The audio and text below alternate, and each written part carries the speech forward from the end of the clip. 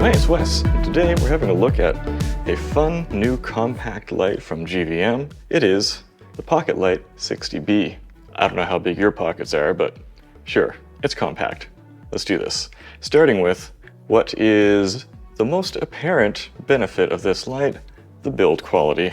Taking a closer look here, actually, you don't need to look very close at all. This is one honkin' chunk of metal. We'll take off the included arm, which is also very nice machined aluminum and solidly adjusts to a few different positions. The light body itself, all metal design, very impressive. On the back here, we have a metal knob. Unfortunately, we have a squishy plastic screen. There is a little grommet covering up the USB-C charging port, and that's for a reason. This thing is IP25, which you might not have heard IP25 very much.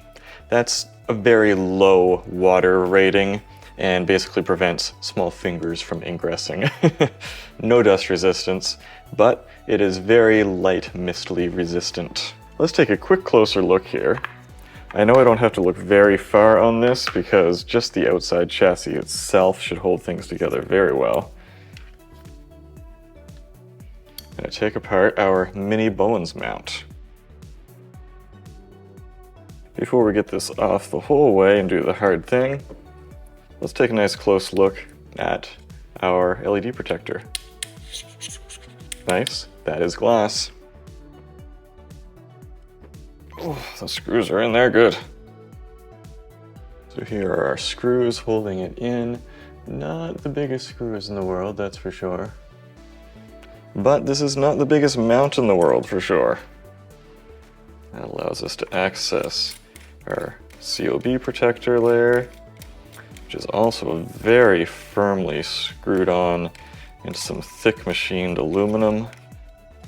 Wow, this is overdone. And we have a rubber gasket underneath to keep water from ingressing.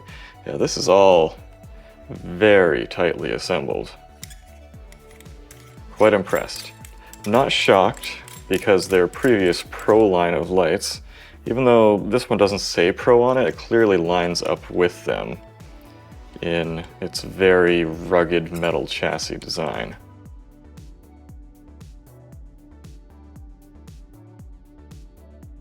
Our Bowens release switch itself is a big old chunk of metal. They're kind of going backwards in a ways that a lot of manufacturers are not moving backwards in a good classic way, in that just everything is just ridiculously well made. They are not skimping and making it lighter or cheaper with some plastics here. And we have a 1/4-20 mounting point on every side. I'm not really sure why. I mean, I appreciate the effort, but this thing is the same in every direction. Generally speaking, I try to mount it so that the fan is blowing the hot air up, and that just gives it a slightly easier time cooling. Overall, for build quality, because we have slight water resistance but not great water resistance, I'm going to give this a 9.5 out of 10. If the water resistance level is just a little bit higher, it would be a full 10 easy. Feature set. This is 60 watts of bi-colored LED power from 2700K to 6800K, and in this big old body here we have a built-in battery. Big battery. 110 watt-hour battery. It's funny that they would make it that large, because that technically means you can't take this on a plane. There is a slight whine when you turn it on, which you can hear up close, but at a distance, it doesn't really figure into things.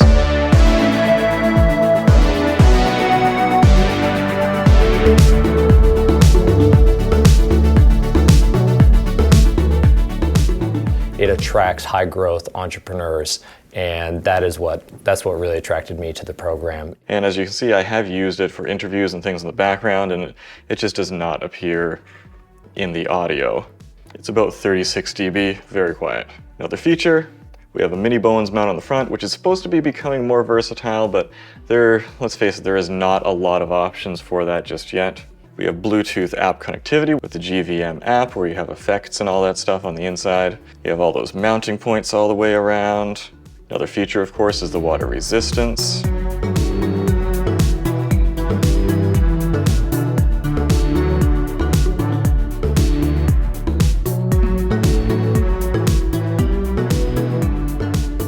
charge this battery over USB-C up to 100 watts.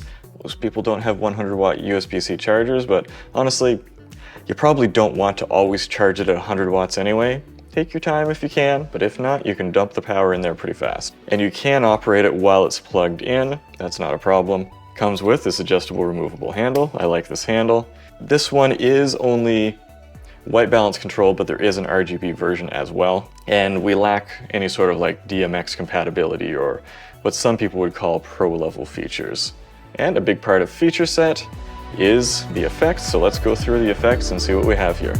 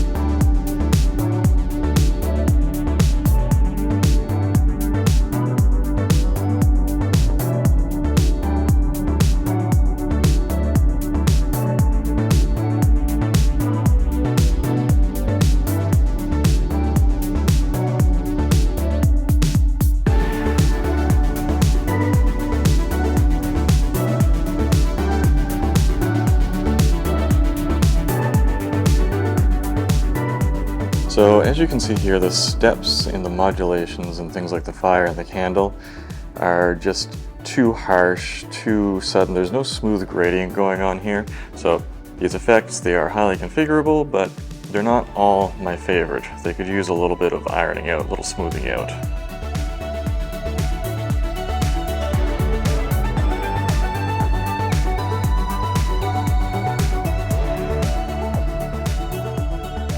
So we don't have as many or as easily configured effects as, say, in the Sidus Link app for Aperture and Amaran, but it does have the basics and you do have that CCT control, which is appreciated. Overall, I gotta give this a 9 out of 10 for feature set. Some people would probably like to be able to remove the integrated battery, and I appreciate that. Like quality, let's go through the numbers and have a really close look at this.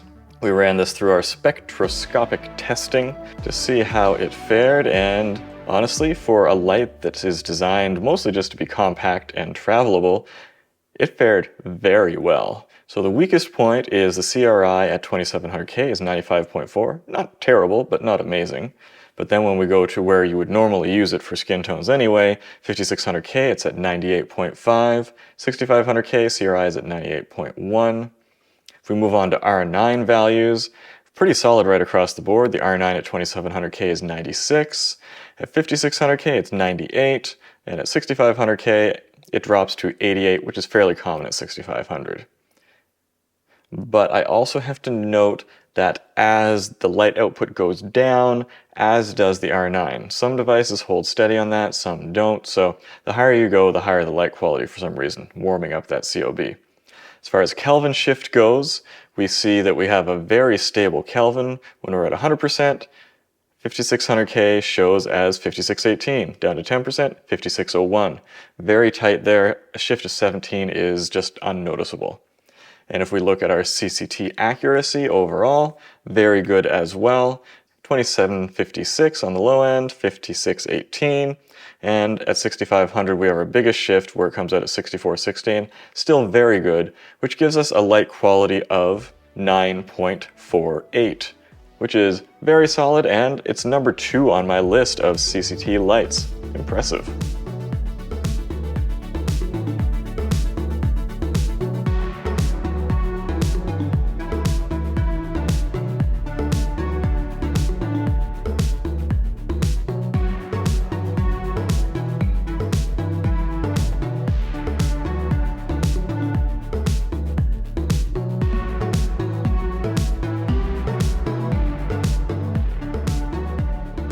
Usability.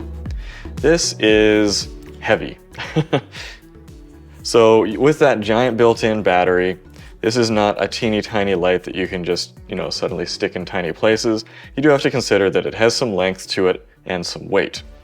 I would honestly rather it be a little bit shorter and a little bit wider, just because of how camera bags are fashioned to accommodate lenses. And so, let's take this flash for instance. This is more the size and shape of a lens, so in theory they could have made this a little bit shorter and a little bit wider, and then it would fit more easily in camera bags. I find this is just a tiny bit long for easy fit. And then especially if you take the included stock reflector, snap that on, tighty righty, I like that. It gets even longer. It's a long boy for 60 watts. The GVM app is pretty easy to use, but one complaint that I have about the usability, and this was the case on their past Pro line lights as well, when you turn it on, the system boots into making you select where you're going to be in the menu just immediately. So I have to select light. And then I have to select what kind of light, FX, source, CCT, select CCT. And then can I turn the knob and do something? Nope, I'm still not ready. Then I have to select whether I'm looking at intensity or CCT control. Now I can select intensity. Now I can scroll it. That's a lot of work. I wish it just booted up to whatever the last thing that I was in was. For a light that's small and compact, you kind of expect it to be very quick and easy to use, and you gotta punch through the menu every single time you boot it up. I don't like that. And another thing that makes it a little bit slower, some lights these days have inertial scrolling. So if you turn the wheel fast, oops, wrong way, which is harder to do in this instance. So if you turn the wheel faster, it goes faster. But this doesn't. If you're going from 100 down to 0, you've got to turn this knob a lot. And so overall for usability, it is pretty simple, pretty great. I'm going to give that an 8 out of 10. And last up is value. Let's have a look at the competition here. So this, the GVM PD60B, a bi-colored 60 watt integrated battery monolight. And so those are our key things. It has to be about 60 watts, bi-colored, integrated battery. Comes in at $220. I believe on the GVM website you can get it for less. Let's see here. Yeah, direct from GVM on their website. Looks like it's $200 US. So let's see what we have for the competition. There is the small rig RC60B, and totally different form factor, however. But we do have some very equivalent specs. That comes in at $200. There's the Inky GC60X5 bicolor LED monolight with the built-in battery. That is $294. Is this absolutely cheaper than the competition? No, it is not. Is it a fair amount of bang for your buck? Basically, you have the equivalent power of a full-on V-mount battery built into this. That much battery capacity is usually over $100 to begin with. And so if it has the features that you want, this is an excellent value, just not the best. It's a 9 out of 10. And so that gives us a total score of 89.96%. Had to do a little math there. As far as I'm concerned, this is not a light for everyone, but for, say, a creator on the go who needs to be able to travel and have light outside, away from power, this is an incredible device. And if I want to go outside and scare intruders, I can crank this bad boy up to 60 watts of output and create the power of the sun in the palm of my hand at midnight because somebody was shooting golf balls against the back of my house. But anyway, if you want to pick one of these up, there'll be a link down in the description below to help support this channel and feed my fat cats. Until next time, let's go take some photos and some outside videos.